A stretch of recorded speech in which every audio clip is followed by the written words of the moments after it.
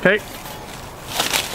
This is the River Roy here, which is in Leixlip, and this is the aqueduct under the canal, the Royal Canal, which is up above this.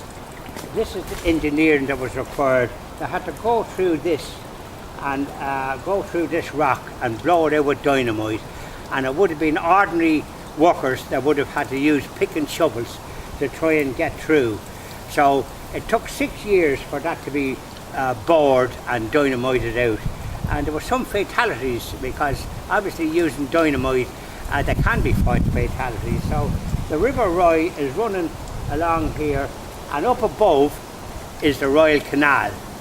So when you look at this, it's so peaceful, but the work that was required for to do this for his lordship, the Duke of Leinster, who lived in Carton House, and he required all this expense and 6 years or more to do it, plus the loss of life that occurred with the people doing it because of the dynamite and the danger. You can see it's nearly unimaginable that they could do that even today, never mind in 1792 to 1800 and odd. This canal, the Royal Canal, would have opened 6 years beforehand and would have been able to make a profit. But the expense of this and the delay meant that they never actually made a profit. I think they just about broke even. And then when they were doing all right, lo and behold, the trains came in the late 1850s after the famine.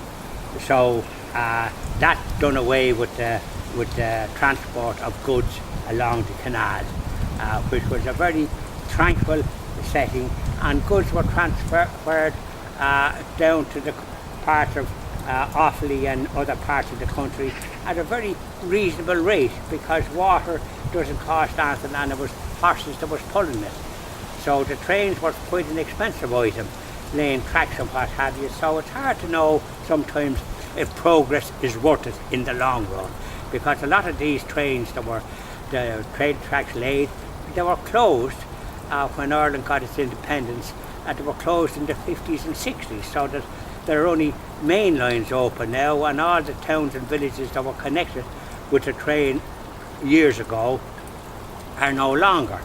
So there's the River Roy, and up above it, and this aqueduct, is the Royal Canal, famous in song and story. So there you are.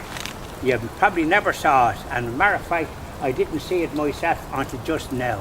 So I'm looking at it in wonder at the work that was entailed in doing that difficult job in those times, 200 or 250 years ago, 1800, 1900, over 200 years ago, nearly 250 years ago.